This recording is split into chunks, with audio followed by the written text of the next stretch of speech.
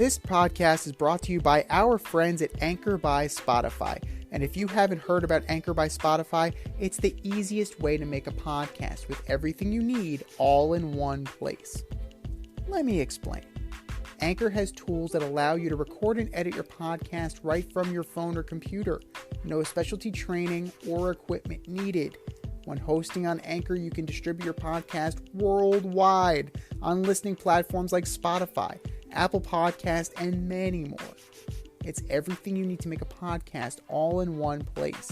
And best of all, like I've been saying, Anchor is totally free. It's free.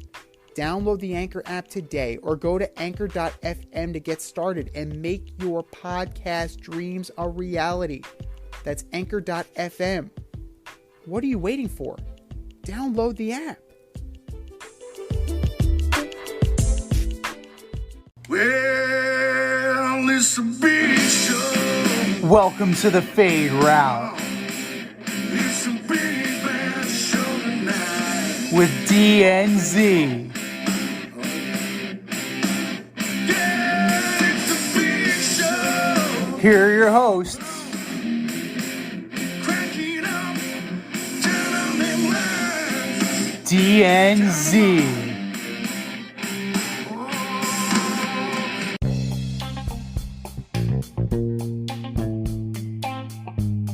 Welcome to this next episode of the Fade Route with D and Z. I am D, and we've got a great show for you tonight. Rob Manfred institutes rule changes for 2023. The Suns owner gets fined and suspended, and Jets head coach Robert Saleh is taking receipts. But we begin today's show with the Cowboys. How about them Cowboys? How about them Cowboys? Dak Prescott, Cowboys starting quarterback, injured his thumb on his throwing hand late in the Cowboys game on Sunday night against the Buccaneers. He should be out about 8 weeks, but I think they're going to try to get him back in 6. Jerry has decided to not put him on IR. He's decided they're not going to pick up a veteran quarterback. Z, does this injury sink the Cowboys? And do you agree with Jerry not investing in a backup quarterback? Well, if I may, no, I just don't agree with Jerry Jones at all on anything. On anything. It makes no sense to me if you're going to be out 8 weeks. Yes, Jerry Jones, ever the optimist, is saying, "Oh, Dak will be back in 4." He's not going to be back in 4. He's not coming back in 4. Do not listen to Jerry Jones. He's lying to you. Liar. Liar, liar, pants on fire. Dak Prescott will be back eventually, but not yet.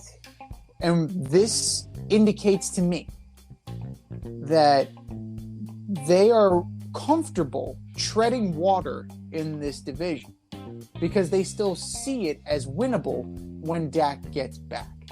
So you have Cooper Rush, whose name sounds like a scent of deodorant. You have Will Greer as your backup. This probably means our boy, the Paisan Ben DiNucci, probably is going to get put back onto the practice squad. So, hey, he's back. But ultimately, the Cowboys are in a bad spot because of this. They were in a bad spot already because they didn't get jack shit going against Tampa Bay when Dak was in the game. Dak was 14-29 for 134 yards and a pick. They only ran the ball combined between Zeke, Prescott, and Tony Pollard. The Cowboys only ran the ball 18 times. 18! For a total of 71 yards. Das Wunderkind, Kellen Moore, looks like he has no idea what he's doing. The wide receiver core is depleted. You're going to hope that Michael Gallup gets back, but I think it's going to be too late. Now, the big move, the big fish, would be to call up the Niners and try and move heaven and earth to get one Mr. Garoppolo. Like, that would be the move. And it sounds like the 49ers are willing to listen. They're willing to do business. But I don't know. Like, I think you're better served rather than getting a guy like Garoppolo. Getting Jimmy means that this is a full season thing. If you want a stopgap guy, here's a suggestion. Call the Colts and get Nick Foles. You only need him for a few games if you believe what you're told, and he might be able to be the spark that Cooper Rush is not, and he will not cost you as much as one Mr. Jimmy Garoppolo. Yeah, Nick Foles is definitely a thrower. When we talked about this in the production meeting, I'm still just not sure. I'm not sure if I was Jerry Jones what I would do. The thumb injury is pretty serious. He can't really grip the ball. And as we saw what happened with Drew Brees when he hurt his hand, you don't get that full complement of strength back. The issue I have with them bringing him in a backup is it's probably going to take about a month to 6 weeks just to bring the quarterback up to speed on this offense. It's not a simple offense. I think Mike McCarthy's system is very complicated. And when you look at it, it's not like he was having so much success with this offense the last 5 years in Green Bay when he had Aaron Rodgers. Now, I picked the Cowboys to do well this year, and I thought it was going to be because they were going to have a balanced attack.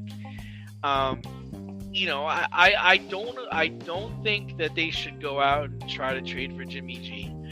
I don't know if the Colts are going to be willing to let go of Nick Foles, but I like the Nick Foles idea because he's a thrower. You need a thrower. You need a guy who could really drive the ball downfield in his offense. But the other thing that I've been leaning on, since the injury is, man, you guys got a really good defense. I do think Dallas has a really good defense. Tampa put up 19 points, 20 points, but it wasn't easy. Like, they got to Brady. They picked Brady off. It was a tough game. They have 3 legit players on that defense.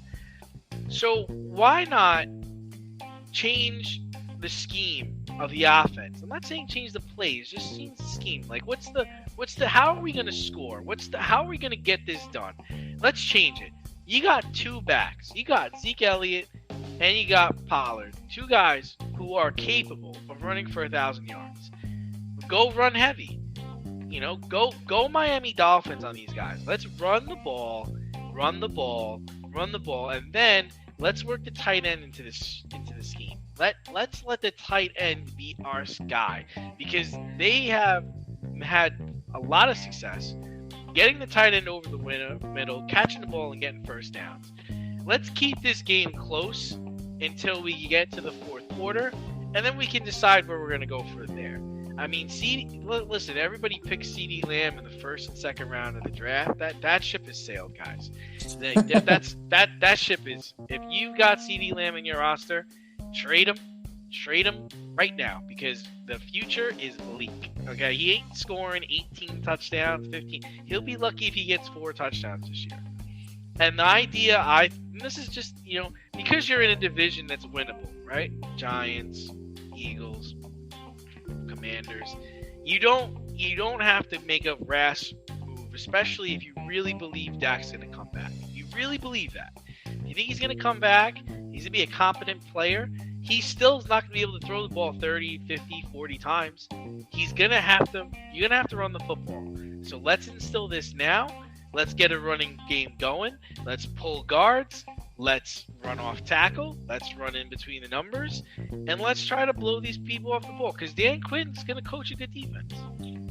Dan Quinn is a good defensive coordinator, but I don't necessarily know if you can alter this scheme with the guys you have up front. Yeah. I don't know if they're capable of blowing up the holes necessary for Tony Pollard and Zeke to become a combined 2,000-yard rushing tandem. I don't know if these guys are capable of doing that. They may just be might be a passing offensive line, and that's fine.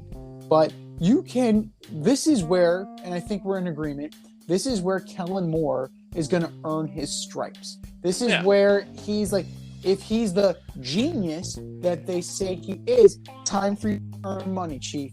So does that mean jet sweeps to the immortal Noah Brown? Does that mean you incorporate Wildcat? Does this mean that, you're actually putting both Zeke and Pollard in the backfield, causing confusion, so you don't know who's getting the ball? Now's the time to be creative. Unleash the beast. Let me just say this. These are their next 8 games, right? These are the next 8 games. You got the Bengals. Winnable game. Bengals have a tough time stopping the pass rusher. Bengals, winnable game. Giants, winnable game. Commanders could be tough. Rams could be tough. Eagles could be tough. Lions, winnable game. Bears, winnable game. Packers in Green Bay. Green Bay looks shitty on Sunday. Winnable game. So if you could get to Thanksgiving,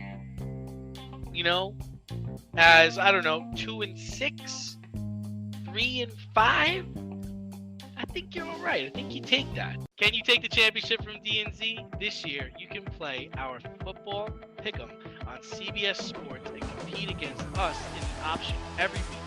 Check the link in our Instagram bio, Fade Route Podcast, for all the details and to sign up.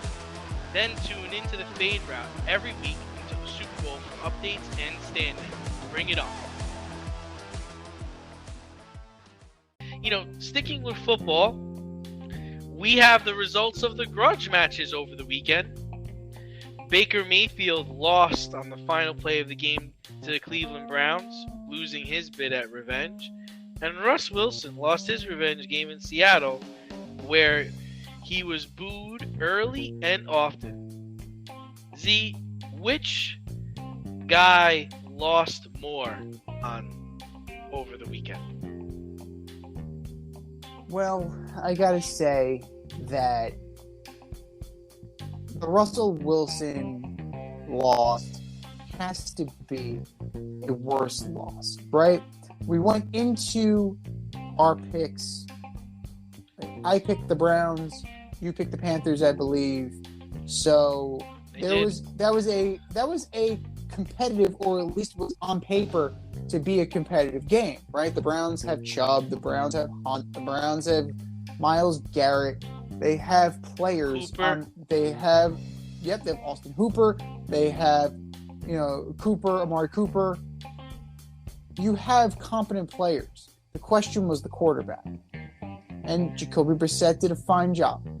Jacoby Brissett did enough. 18 of 34 for 147 and a touchdown. Did not turn the ball over. Was only sacked once.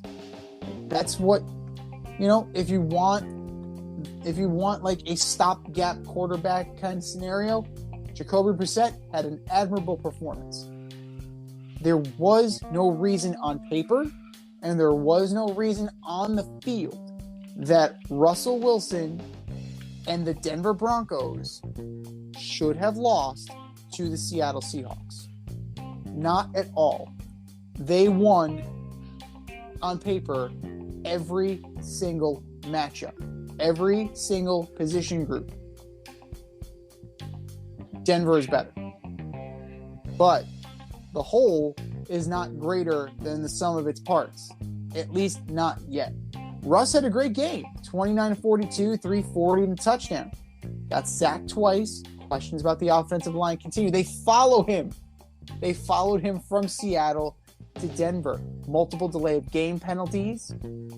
Multiple false starts. The running game was not great. It was okay. It wasn't great. Javonte Williams had a dog shit game.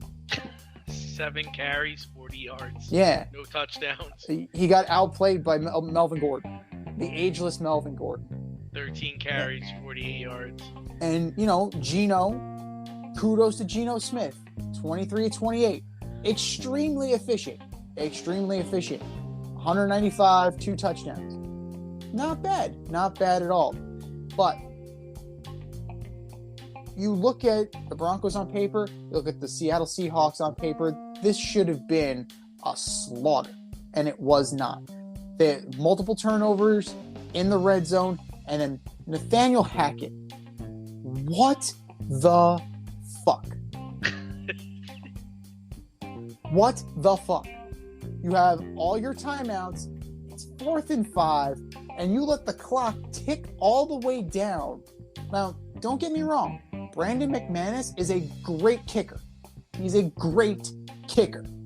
You're being nice. Brandon McManus is a great kicker. He is. Statistically, he's a good kicker. Is he Justin Tucker? No, but he's right up there. He's next level. He's like the one tier below Justin Tucker. Good's not great. I mean, well, but is he good or great? He's great. I would say he was a great kicker. Now, he's a tier. He's a second tier. He's the second tier at the top. So you'd invite him to your son's communion? Sure. Okay. Why not? Why not? We have the connection. He was a former Giant. So you automatically, if you were a former Giant, you automatically get invited. So check it. It's in the mail, guys. It's in the mail. But you, as Coach Hackett did, let it tick all the way down. All the way down. I'm just bear with me here. You do not call a timeout. You paid Russell Wilson how much money? $230 million? Right? You have this loaded team offensively, allegedly.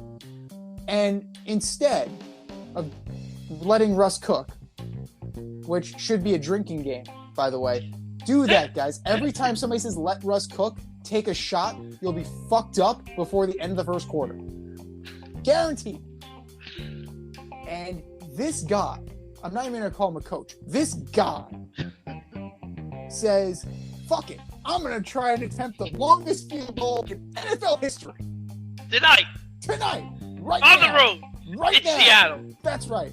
Not at home in Denver when he could possibly nail it from 80 because the air is so fucking thin. No, we're going to do it in Seattle.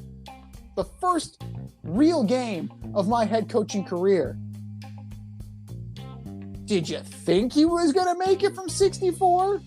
No one's ever made it from 64 before, and no one has made it since. That was a bonehead fucking decision, and he is in Brandon Staley territory after one goddamn game.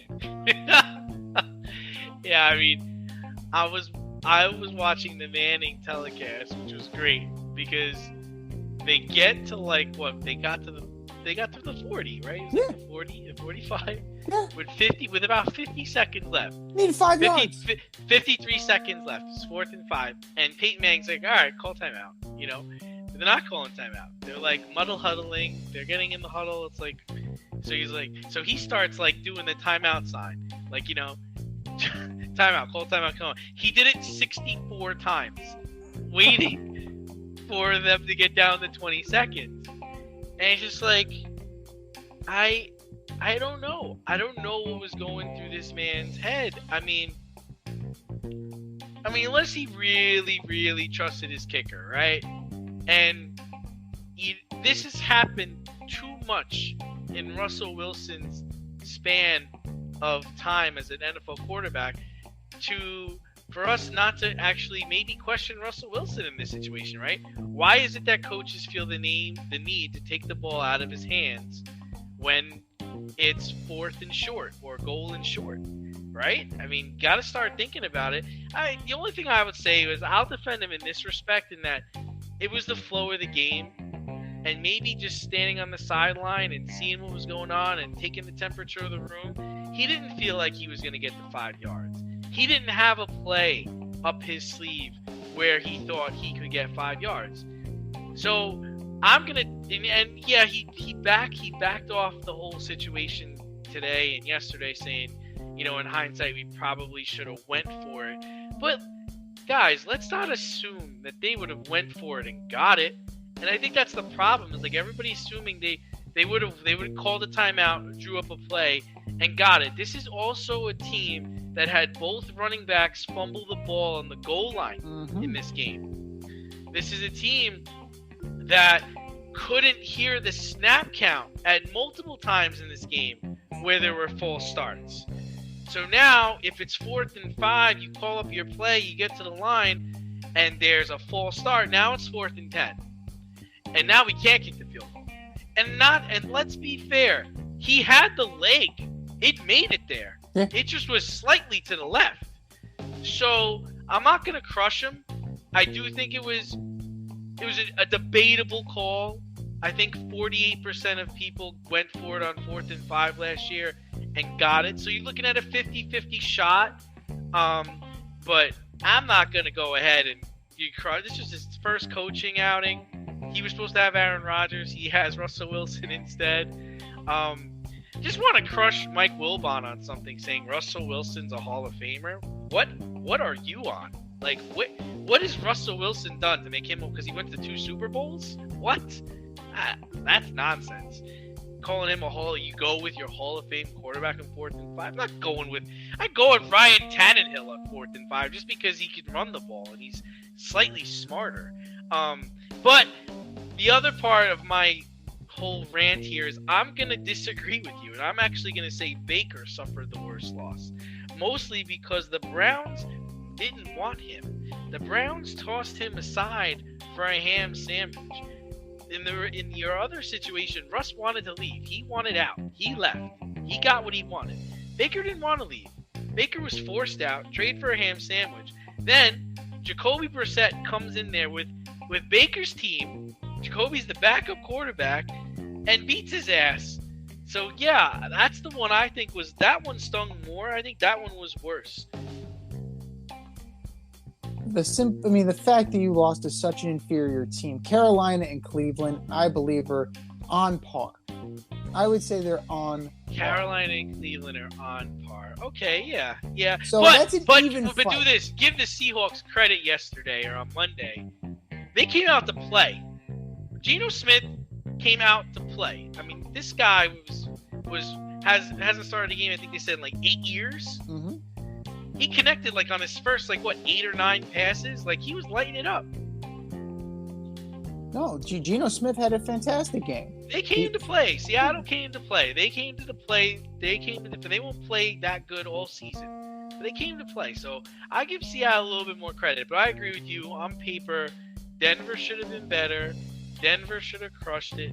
Denver should have won. But that didn't happen. Absolutely. Now, for one thing about the Hackett thing.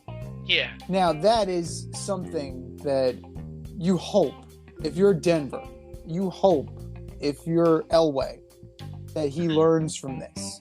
Because clock management, that is a rookie head coach's bugaboo, almost always. His clock management was awful. But I think a lot of people are trying to make an assumption that on 4th and 5, they would have went for it. They would have got it. Right. I'm not so sure. I don't know either, but there's a better way of going about what they were trying to do. Yes, muddle huddle, all that. Try and draw them offside. Offside. That's what Peyton said. He's like, okay, I guess you're gonna try to call them off. Oh no, you're trying to run a play. Oh, okay. Well, what are we doing? So he said 30 seconds. Whatever. And if you look at the other head coaches, right? McDaniel, victory. Daboll, victory. O'Connell, victory. The rookie head coaches, for the most part this weekend, were successful. Just this is the one you're left with at the end, and it just kind of sours the rest of it.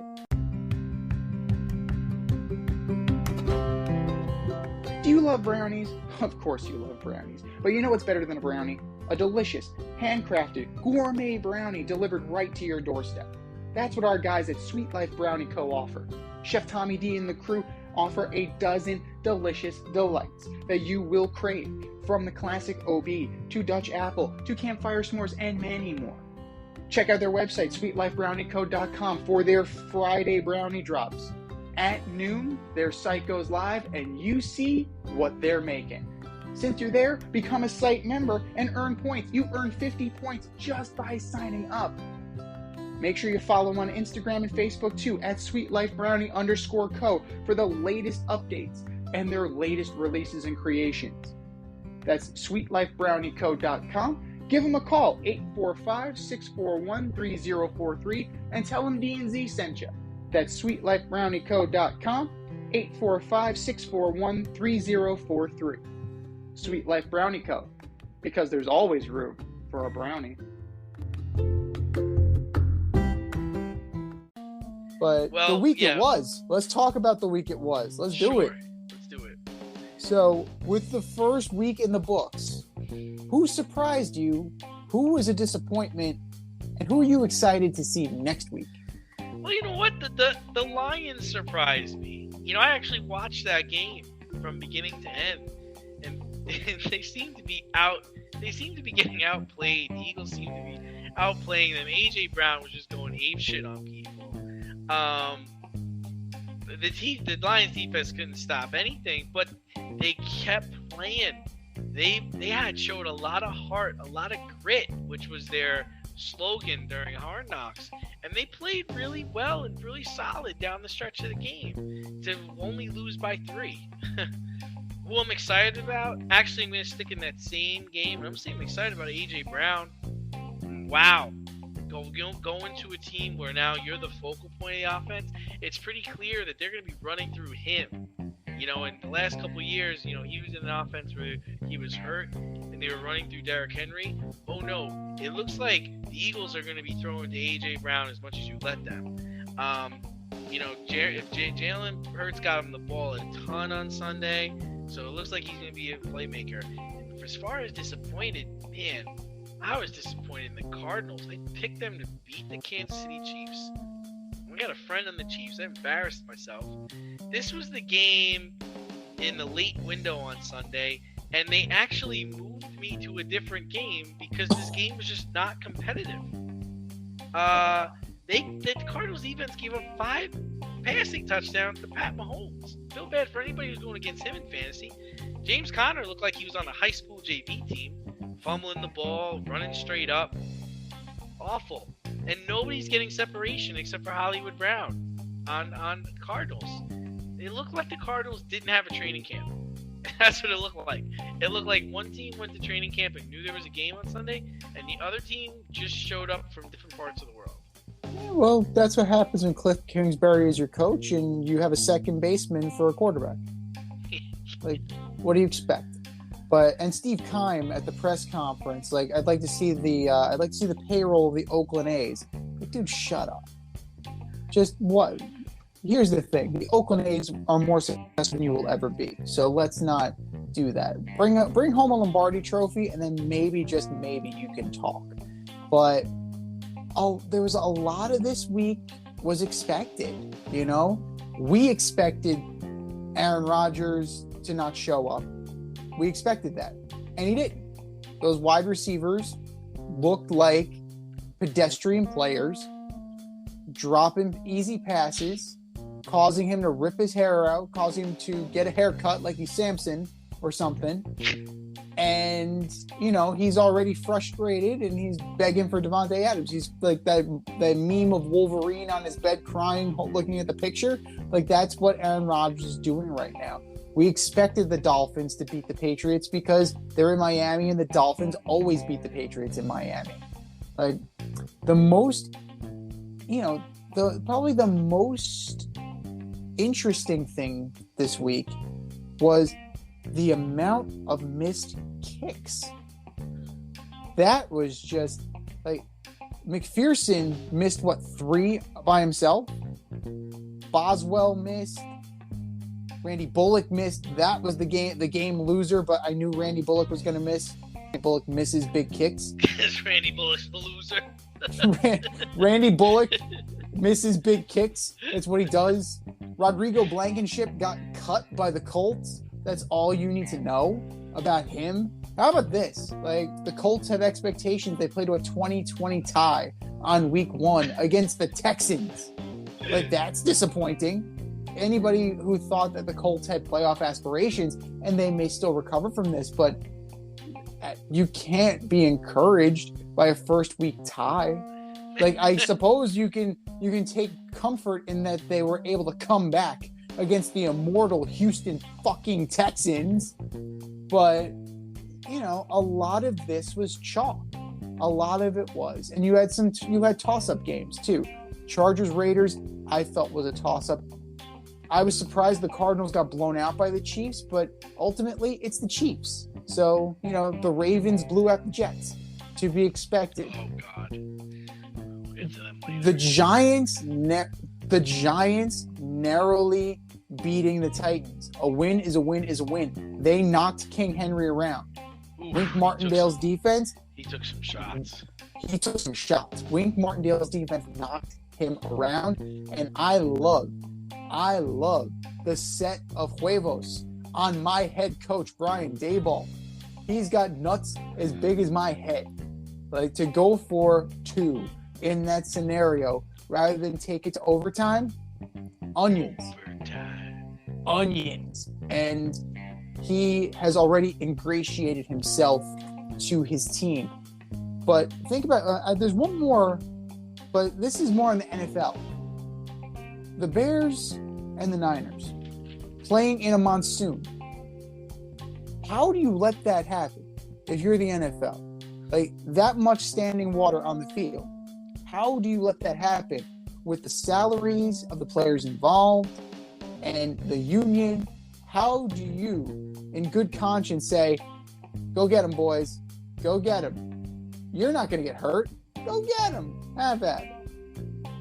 Have at it, Haas. That's it. Have at it.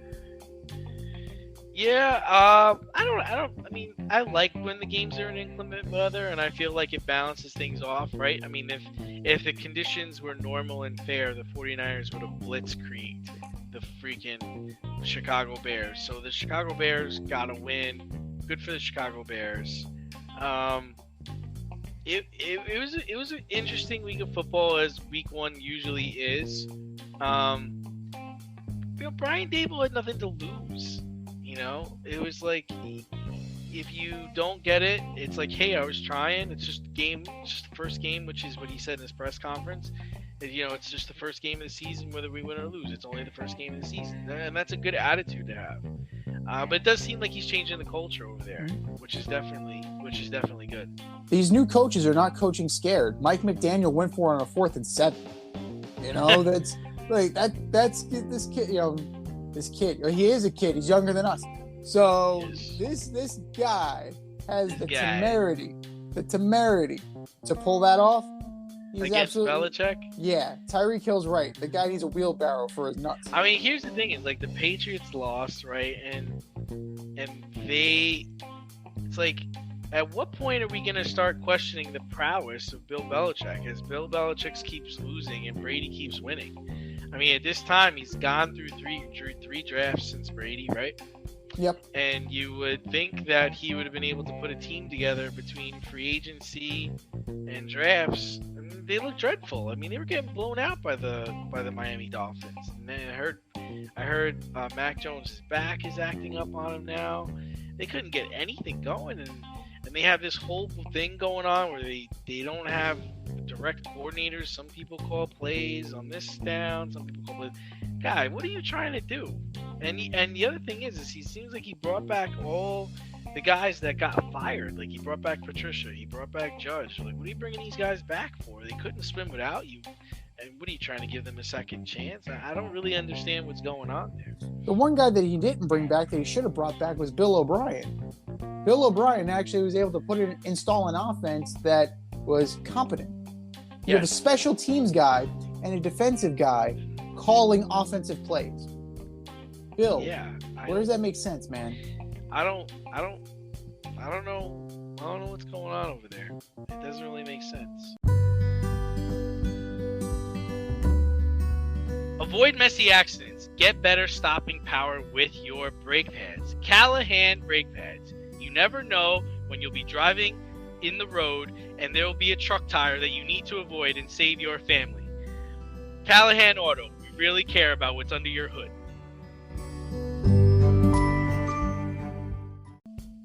But moving into baseball.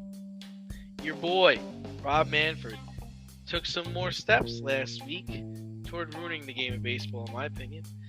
New rule changes to be implemented in 2023 are larger bases, a pitch clock, and banning the shift. What do you think of the rule changes, and will any of them actually make baseball better? Well, define better. I challenge you to define better in this instance, because they seem to think that better equals faster. That better means you get your paying customer out of the building faster. That's not the case. Baseball is the national, or was the national pastime. Pastime. It's part of the word. Your job is to pass the time, not get them in and out. It's not a turnstile. I don't care if it's 3 hours. I don't care if it's 3.5 hours. If I'm watching a good game, if I'm watching a good product, I don't care how long the game is. That's why postseason baseball is so good. I can stay tuned in. I can stay locked in on a postseason game because the product is good. You have too much mediocrity in the league. You have the defensive shifts ruining the game, but legislating the shift out of the game is stupid. Just on an individual, grassroots level, hit the fucking ball the other way. Hit it the other way. It's not that hard. It's not that hard. Are you kidding me? Now, the bigger bases, I don't know. Like, it might make a difference. It might not make a difference. You know, yeah, sure, fine. To me, that's like, you know, that's a minor detail. You're actually making the distances to the bases slightly shorter, so it's no longer, 90 feet. Now it's about like 82 feet or something like that, or like 87 feet. But how does that make the game faster? It doesn't. What are you talking about? It doesn't. It doesn't at all. The one Do you want people on base, or you not want people on base? I'm so confused. Right. You know what next thing they're going to outlaw the walk. Like, how about that one? You're going to stay up there till you fucking hit the ball. That's it. That's fucking it. God damn it. But I do think, in all seriousness, the one that I think will be beneficial is the pitch clock. Having gone down to Dunedin over the summer and sitting there in a minor league ballpark, nobody was wasting time. The pitcher got the sign, came set, threw the ball. Got the ball back from the catcher, got the sign, came set, threw the ball. They're training those kids to be Greg Maddux. Greg Maddux did not waste time. That's how you're able to still have a good game and still have a short game. Yeah, I think the talent level, though, is different on the major league level, right? I think there's a lot more to think about when you're facing like an Albert Pujols, a Mike Trout, or an Aaron Judge. It's not so simple as me getting the ball back and just rear back and firing it again, right? Yeah, I don't know about that, because how many legitimate like pitchers are there? Everybody's just trying to throw the ball as hard as they can. I don't know how many legitimate pitchers there are, but I want the guy who throws 98 miles per hour to take as much time as he needs to fucking make sure he throws it straight. That's my only problem, and that's actually one of the issues I have with the pitch clock. Is like, I want a guy ready to throw his best pitch. I don't want him to slip. I don't want him to be rushed. I want him to feel comfortable. Not everybody can throw 98, 102, 101 with confidence. Some of the people need to focus, need to get a little bit reared back there, and it may take more than 20 seconds. Larger bases, I guess, is okay, but to me, that's not going to make the game faster, right? Yeah. It's going to make those bang plays at first go to the runner now. So now he's on base, he's safe. He could steal second now or get to second, and it's going to be harder for you to, it's going to be harder to get outs, I would imagine. Yeah. But then you've outlawed the shift, which made getting outs a lot easier for morons that can't hit the other way. So, listen, Theo Epstein knows a lot more than I do, right? I mean, the guy's a genius when it comes to putting teams together, winning World Series and everything, and maybe he's onto something here, but I'm kind of in your camp when it comes to baseball. Like, when I watch baseball, I'm watching it at my leisure, right? Mm-hmm. I may not stay the whole game. I may leave early. I may leave after 2 hours or 3 hours. I don't got to see the ninth inning. There's 162 of these things. The same thing goes for when I'm watching on TV. I can go back and forth. I can miss the 6th, 7th, and 8th inning, still get to the ninth inning and be completely satisfied. I think what Theo's trying to look at is, okay, like, look at football and basketball. They legislated out defense. They score more points. They generate more revenue. Fans are happier. If that's his angle, then I think that's the wrong approach, because I don't think you should compare baseball to the other sports. You should try to be going after a more niche market, a more niche audience, and make it adaptable to them. Maybe it's embracing technology a little bit more, where we're getting rid of the umpire and going with the robo-ump, or things like that. Like, make it more interactive in the stands. Make it more fantasy friendly. Make it more friendly to the younger generation in that sense, not in the sense of, okay, let's get this game over in 2.5 hours. But we'll see. You know, like I said, I don't like the pitch clock. I don't like the larger bases, and the banning of the shift. I mean, it's like, so I'm just gonna let this guy rope it over my head like the entire game. Mm-hmm. Can the outfield still shift? Like, it just seems so silly. And what stops me from just running in that direction is as soon as the pitcher releases the ball. Is that where we're going? Like, I gotta run into a spot? Because that's gonna be the next thing, right? It's like, okay, as soon as he releases the ball, everybody shift in this direction, right? I don't know. But to me, it's silly. And you're just catering towards the hitter. No, totally. And I would argue this. If your idea behind the larger bases is to, like, kind of mitigate against first base collisions and bang bang plays, put in the running base. Little League has the running base. Softball has the running base. Yeah. Just use the damn running base at first base. If that's really what we're talking about here, use it. They have a lane anyway. Not that runners abide by the baseline anyway. They're like right up against the line, hoping to get hit with the ball.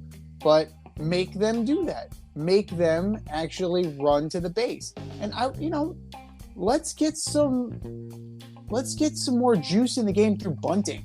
Let's get more juice to the game through hitting run. Well, it's a good thing. It's funny you just brought that up. Like, when people want to shift, bunt the ball.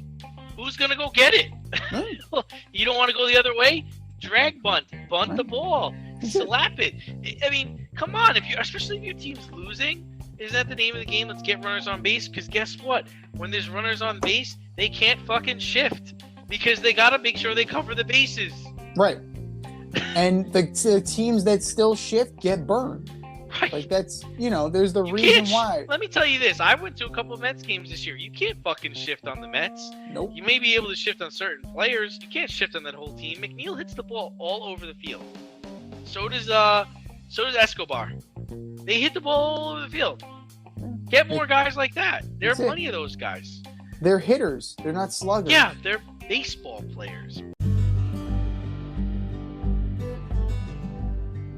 For all the grill masters, green thumbers, home repair heroes, and DIY aficionados in the Richmond, Virginia area, if you're looking for personal service, quality products, and a convenient shopping experience, look no further than Thacker Ace Hardware in Colonial Heights, Virginia. Owner Don Rackley and his team of local experts have everything you need to tackle all of your home projects.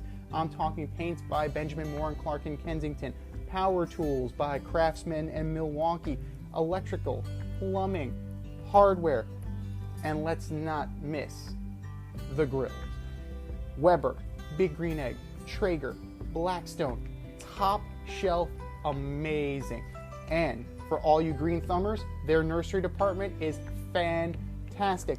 Give them a call today, 804-766-4223, or stop by 27 Dunlop Village in Colonial Heights. That's 804-766-4223, or swing by 27 Dunlop Village in Colonial Heights. Thacker Ace is the place with the helpful hardware folks. Moving over to basketball, the Suns owner Robert Sarver has been fined $1 million and suspended for 1 season for racist comments and having misogyny in the workplace. Yikes. Some people felt the penalty was justified. Others felt the penalty was not harsh enough. What are your thoughts, Z? $10 million in a year for multiple instances over the course of 17 years that not only deal with equity in the workplace, but racism and sexism. The only reason he's not gone like Donald Sterling is because there's no incriminating audio, right? That's what got Donald Sterling. It wasn't the fact that he did these things, even though people knew he did these things. It's that they got him on tape, right?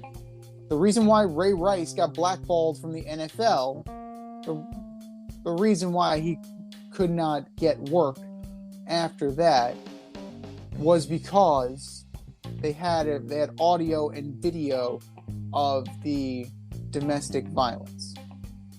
They could not deny what you were seeing. You were confronted with it. Ray Rice was appropriately punished, and his career suffered the consequence because of it.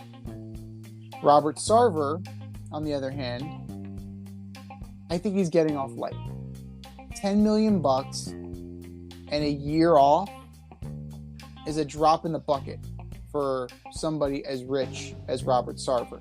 He also owns the Mercury, right? So he has multiple revenue streams. Yeah, okay, you're taking away his basketball team for a year. He got rich doing other stuff. There's a reason why he made enough money to afford to buy a basketball team. He was doing something else, right? The same way Steve Ballmer has another career, the way Steve Cohen has another career. Like, this is his, toy. This is his pet project. This is his vanity project. He makes his real money off other stuff. So, ultimately, it's a drop in the bucket. They probably could have gone harder after him. And I think Adam Silver is once again showing that he is feckless when it comes to punishment, and ultimately the NBA doesn't seem to care about the people in its workforce. Yeah, it's hard because Silver's hands are kind of tied here. There's only certain things he can do. There's only certain fines and restrictions he can levy. And at the end of the day, this is really going to be in the hands of the players and the other owners. If you want to push him to sell, if you're a player, you don't go play for him. You don't go there. If you're an owner, you're getting with the other owners and trying to figure out how we can get this guy out. How can we find someone to buy this guy's team and get him out of the league? At the end of the day, this is a billionaires club, right? Mm-hmm. It's a boys club.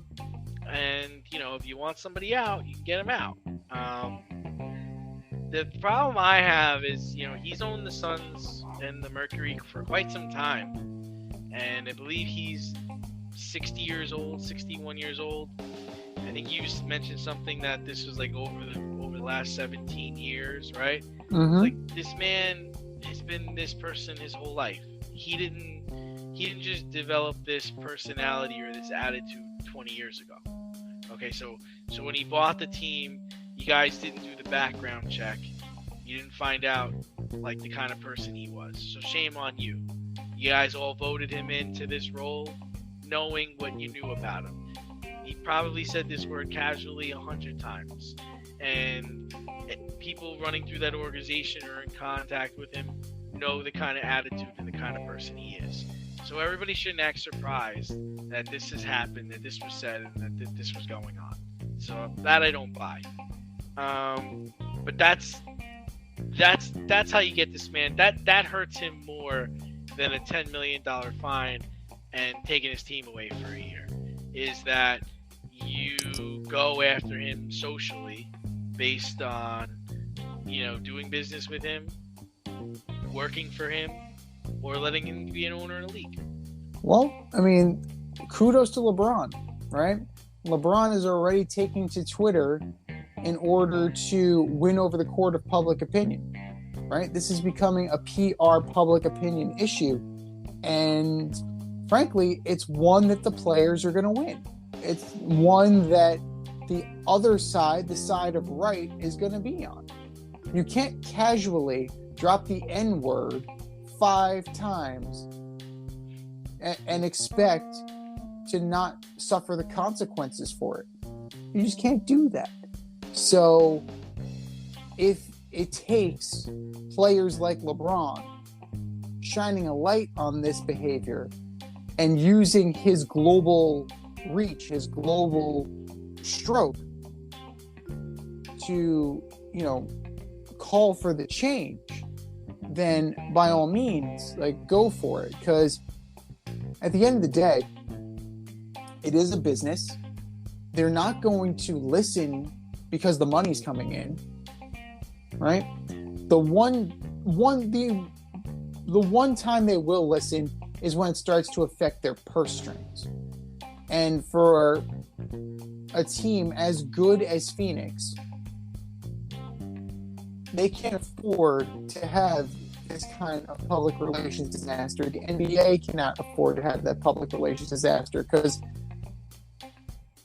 once it goes south, once this becomes an acrimonious relationship, you really have no recourse at that point, right? Donald Sterling was allowed to linger for a very long time. And Adam Silver went in, acted swiftly. Yes, I understand his hands are tied now, but as the commissioner of the league, he has the ability, right? The same way Roger Goodell has the ability with Dan Snyder. He has the ability to call for these votes. He has the ability to make his case, saying this is a public relations nightmare. We got to get rid of this guy. But he's taking the chicken shit way out, and he's just allowing Mr. Sarver to come back.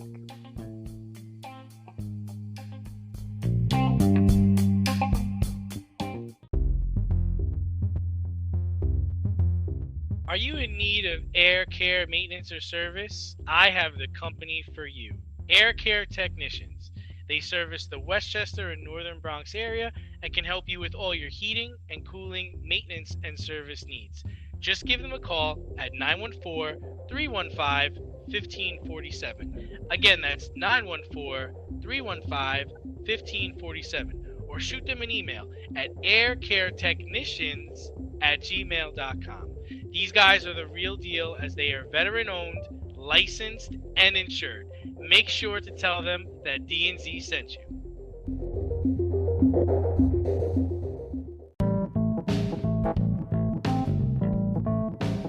Fair or foul? Judging the more messed up moments of the week.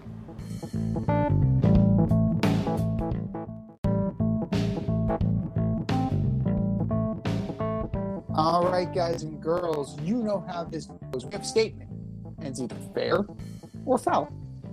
Fair or foul. Number 1, Jets head coach Robert Saleh is taking receipts on the people doubting the Jets and making fun of the organization. He went on to say, if you get off this bus, we are not going to let you back on. Fair or foul? We don't want to get back on this bus. Really? Really, Coach Saleh? Anybody willing to get on the bus should be allowed back on, especially if you're a season ticket holder. Don't go toe-to-toe with the New York media. You will lose. You will lose. This is 100% foul. The game that they played over the weekend was an embarrassment. There's no improvement from last year. And in one instance, he said that the team that Joe Douglas and him inherited was worse than an expansion team. Really? Pretty sure Adam Gase went 7-9 with this team and almost made the playoffs. So, and you agreed to take on this team. So I you know what? I'm borderline done with this team and done with this man. And they go out and their social media is hilarious because they they like to show that their secondary and Sauce Gardner, was lights out this weekend. Oh, really? They lost 29-3. What good is having a shutdown corner if you can't score? Denzel Mims didn't dress for the game. Why is he still on this team? Either trade him or cut him. And your wide receiver, the one you drafted, 10th overall, why is he not on the field in crucial moments? Like, what is going on with this organization? It's foul, man. It's just foul. Well, I understand where he's coming from, right? He wants to, build that equity in the locker room. You're with us or you're against us. The Jets versus the world. It's been the Jets versus the world since what, 69? Pretty much. It's pretty foul if you're taking on the fans and telling people that if you get off the bus, you're not going to get back on. Fans have the right to cheer and boo for whoever they want. And they can't sell tickets. They're not even sold out anymore. You can go to a Jet game. You can go to a Jet game tomorrow. My barber got season tickets to the Jets. He's sitting like on the 35-yard line, 100 section. Wow. It's a joke. Wow. And you're gonna tell him, "Oh, we're taking receipts, dude." That's fine. Like, rub people's nose in it when you're good. Don't talk now. Like, that's the thing. It's a timing issue. For those of us, this is like when the Detroit Lions, I think, were 0-9 or 0-10 or something, and then they won, and then Johnny Morton was like, Jay Leno can kiss my ass. This is a lot like Jay Leno can kiss my ass. Like, this is just so out of left field and completely out of context with what he was talking about. 24-9. I'm sorry, they scored 9. Scored 9. Hey, scored almost double digits. Almost. Greg Zuerlein, I'm looking at you. Joe Flacco throwing 60 times. 60 times. Clearly, Matt LaFleur. Breece Hall, second round pick. He got 6 carries. 6 carries. What'd you draft him for? I don't know. Game's over. Game's over. He got 6 touches. It's foul to take on the fans. It's fair to hold the media to account when you're good, but you ain't there yet. We don't even know that you'll be there when Zach Wilson's there. So just pump the brakes on being chesty. Just pump the brakes. That's all I'm saying. Fair or foul number 2. Jacob deGrom is going to leave the Mets and test free agency.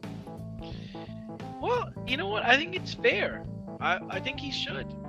He doesn't. To me, you might feel differently. He don't owe the Mets anything. He spent his time here. I've been saying it for years. They should have traded him. They didn't. So yeah, it's fair. Go fly away. Go somewhere. Come to Atlanta. I heard that. I knew that was coming. Oh God, he's from Florida. Maybe he'll go to the Marlins. Maybe he'll go to the Rays. Rays. Hey, it worked out for Morton, who went from the Astros to the Rays. And the Rays. Yes. I see where you're going. And you just wanted to end up on the Braves. Come on. Like, that'd be fun. I think it's fair as well. The Mets don't owe Jacob deGrom anything, and Jacob deGrom doesn't owe them anything. That's what a contract is. Like, you agree to the terms of the contract, you abide by the terms of the contract, and then you can move on. But that's how contracts work. At my employer, I can work this year and then tell my principal, hey, I'm not coming back next year. And they're like, okay, good luck. At the end of it, once your time is up, you can do what you like. Now, is he better off staying in New York? Yeah, I think so. The grass is greener where you water it. And Steve Cohen is watering this grass. And DeGrom is going to be 35. He's entering the twilight of his career at this point. He's been injured multiple times in recent vintage. but when he's good, he's the best pitcher in baseball. So you keep him for as long as you can. It's fair to test the market. It's absolutely fair to test the market. But what you don't want to happen is the alleged Casey Close, Freddie Freeman deal. Because that doesn't fly. But test the market, Jake. Test the market. That's fine. You can do that. It's your prerogative as a free agent. Fair or foul? Number 3. Bernie Williams is never in the Hall of Fame discussion. Yeah, I mean, I think this is foul. This really comes up, because Jeter just had his Yankees Day at Yankee Stadium, honoring his Cooperstown, entrance, and it's completely foul. This guy was like the best hitter, or the best outfielder on those Yankee teams during the 96 to 2000 run. Pretty sure he holds like the record for postseason batting average, home runs, and RBIs. Pretty sure he holds those records, and he's a switch hitter. I mean, if Jeter's in the Hall of Fame, how is Bernie Williams not in the Hall of Fame? Well, I think it's fair. If you look at his numbers, career 297 hitter, 287 home runs, 1,257 ribbies, only 147 steals. Like, if you watch Bernie Williams on a regular basis, like, the defense was okay. Like, got great jumps on the ball, had no arm to speak of.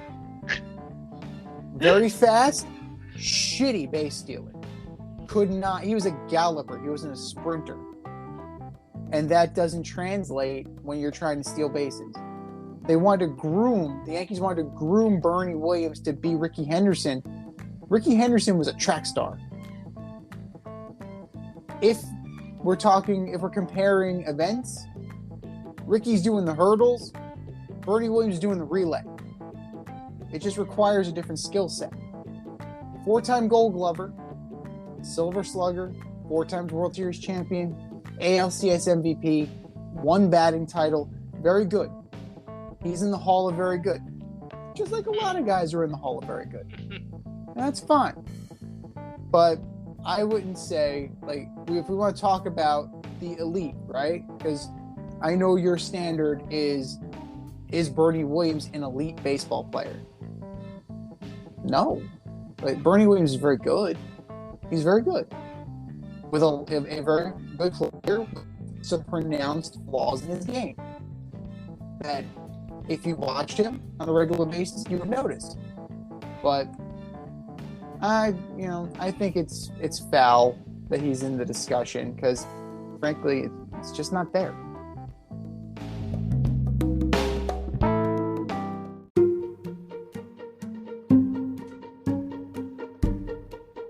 The Fade Store presents the Alleged Superstar of the Week Award.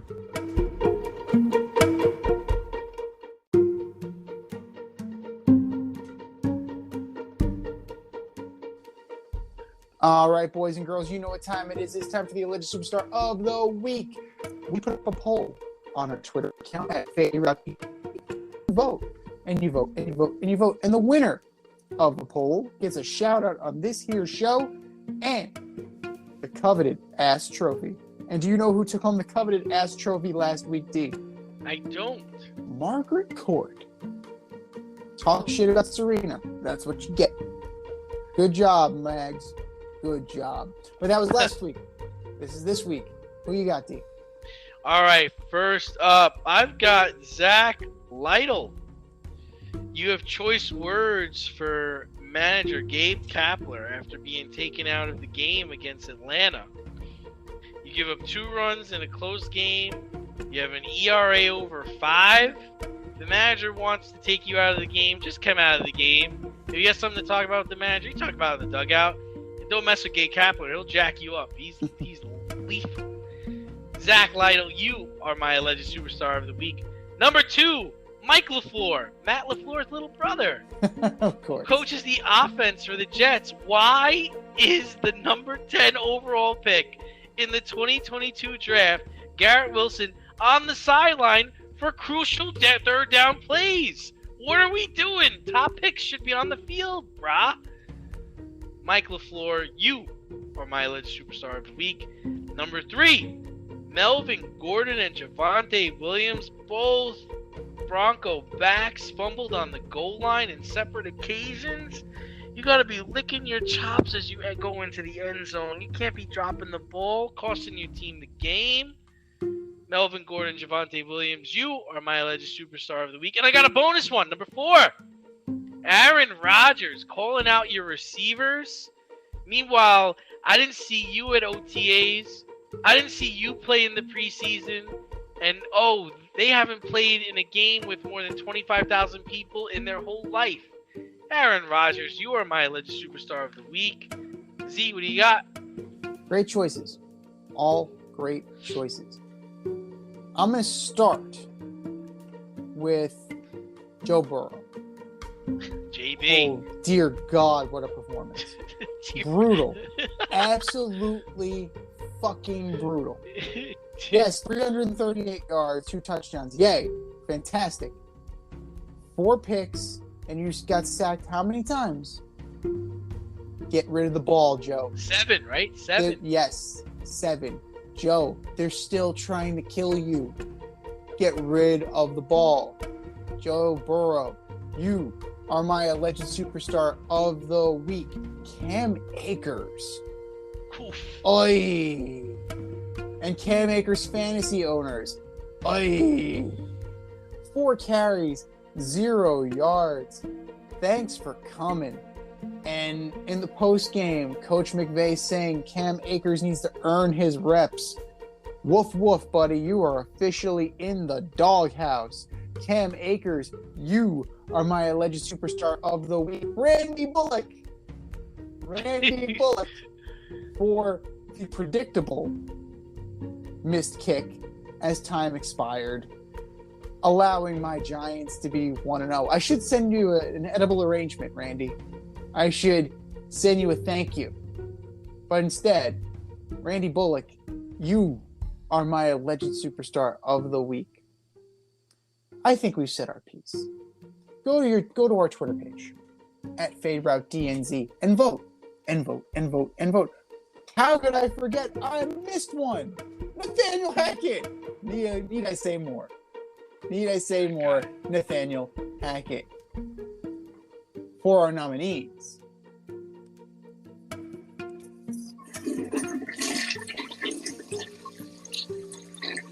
Just do better, boys. Just do better.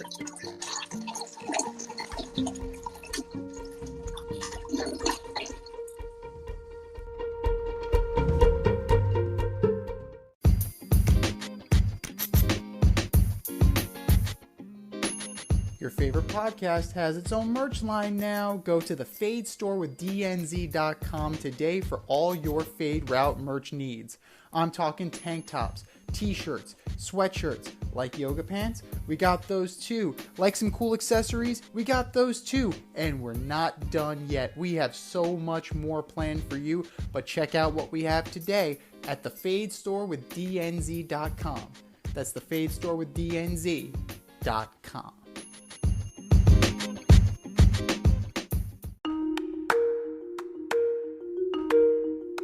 Let's run the option and give you our picks for the week.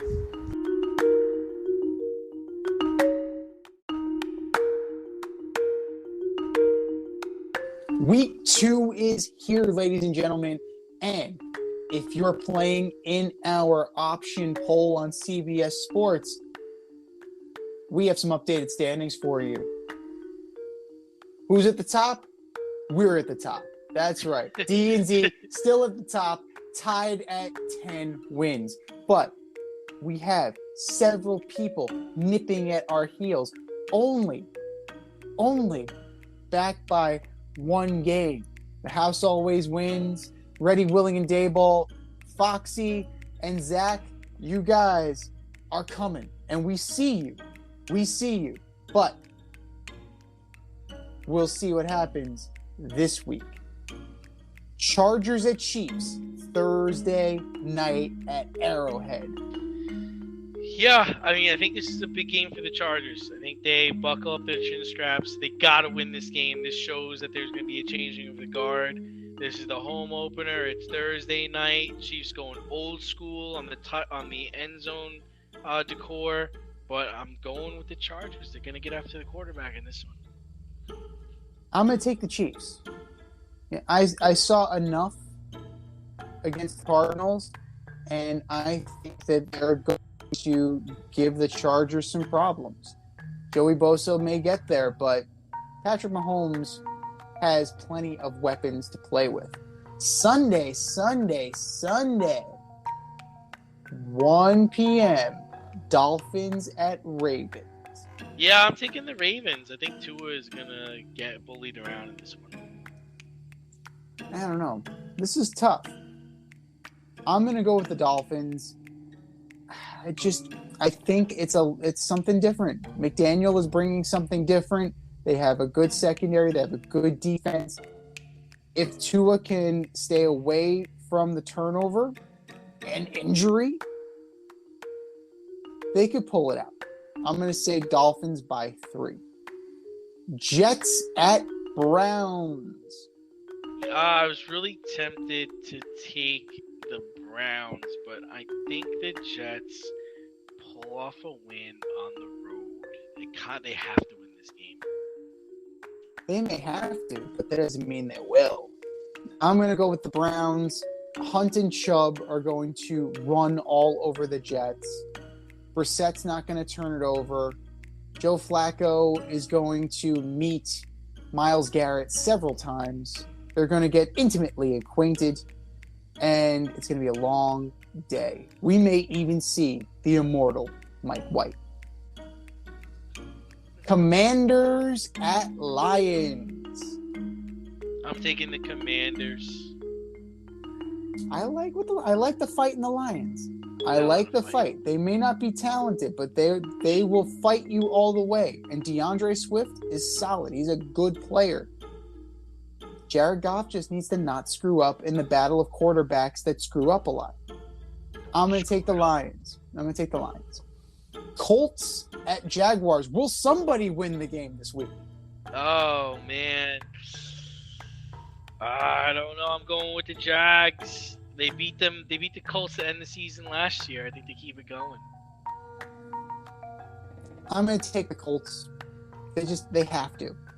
Like, Jonathan Taylor has to run roughshod over this team. He has to, right? Like, there's no other ifs, ands, or buts about it. He has to. Sorry. 1 o'clock continues. Bucks at Saints. Yeah, I was tempted to take the Saints, but I feel like the Bucks are gonna cause some turnovers for Jameis, so I'm going with the Bucks. You're tempted. I'm doing it. I'm gonna take the Saints. The Saints seem to have the Bucks number during the regular season. Now, all bets are off come to the playoffs, but I think the Saints will have enough, and Michael Thomas is going to have a day. Oh, I hope so. He's on your fantasy team again? You know it. Of course. Panthers at Giants. I'm going with the Giants. G-Men go 2-0. You heard it here first. We are in agreement. The Giants looked very good. They knocked around Derrick Henry. Not many teams can say they knocked around Derrick Henry. So, Christian McCaffrey, be ready. Pack a lunch, because you're going to get hit, and you're going to get hit hard a lot. Pats at Steelers. Pats at Steelers. I can't see the Pats going 0-2. I think they beat the Steelers. This is kind of clouded, right? Because Mac Jones has a back injury, but they say he's going to play. So possibly it could end up with Brian Hoyer at some point. Najee Harris is dinged up. TJ Watt is out for the season, possibly with a torn pec. Mitch Trubisky was as a quarterback. I'm still going to take the Steelers. The Pats were very unimpressive. Very, very, very unimpressive against the Dolphins, and I think that string continues. We are in the 4 o'clock hour. Falcons at Rams. Oh, Rams, easy for me. Falcons are trash. The Rams went up against a better team than them. Need I say more? Rams win big. Seahawks at Niners. I gotta think the 49ers bounce back strong. The Mitchell injury is going to hurt. Jeff Wilson is next man up. This will be a truer read for what Trey Lance will be. And the Seahawks are going to bring it. The Seahawks have shown they're going to play physical. And if Geno Smith keeps playing the way he's playing, it'll be close. I'm still going to take the Niners. Bengals at Cowboys. I'm going to take the Cowboys. I think they play good defense. They get to Joe Burrow, cause some turnovers, win a close one. This is Joe Mixon's coming out party. Ride Joe Mixon. Have him on the field, coach. Again, in crunch time, Joe Mixon not on the field. Pirine getting big-time yards in the fourth quarter and the 2-minute warning. Learn your lesson. Run with Joe Mixon. Bengals will take it. Texans at Broncos. Oh, you got to think the Broncos are going to win this one. On paper, yes. But, I like what Houston's doing. They've got moxie. They definitely have moxie. And granted, it was against the Colts, but they didn't roll over. They took it to a division rival. It's going to be close, but I'm going to take the Broncos as well. Cards at Raiders. Oh, man. Cardinals look like dog shit, so I'm taking the Raiders. Yeah, this is tough. This is definitely tough. The Cardinals did not look good. The Raiders, they're on to something. I'm going with the Raiders as well. Sunday night, Bears at Packers. Packers, I feel like they got to come around. They can't lose to the Bears. They can't lose to the Bears, but at the same time, it just doesn't look good. It just, the wide receiver core, regardless of what they wanted to talk up, it's just not good. So who's going to step up? Is it the run game, right? Is it going to be A.J. Dillon? I don't know. The Bears, they squeaked in because of the rain. Yeah, screw it. I'll take the Bears. Why not? Let's get nuts. And this Monday, surprisingly, it wasn't last Monday. It's this Monday. We have two Monday night games. Titans at Bills. Titans. I'm taking the Bills. I'm taking the Bills as well. I am not inspired by the Titans, and King Henry getting knocked around gives me some pause, especially with Von Miller on the other side of that line. And Vikings at Eagles close us out at 8:30.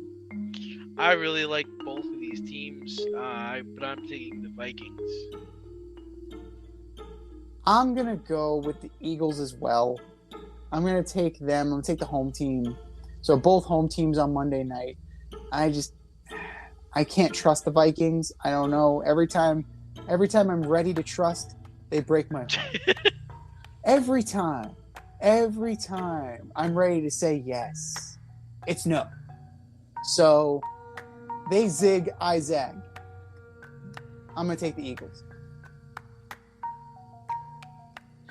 This has been the Fade Route with D and Z. Thanks for tuning in tonight.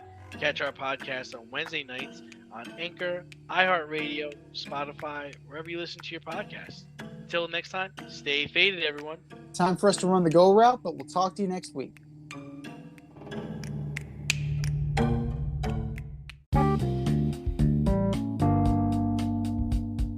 If you want to get in on the action, we want to hear from you. Hit us up, faderoutemail@gmail.com. Slide in our DMs on IG at FadeRoutePodcast. Drop us a DM on Twitter at FadeRouteDNZ. Comment on our YouTube channel, The Fade Route with DNZ. Questions, comments, picks, segment suggestions, you name it, we want to hear from you. Get at us, in crowd.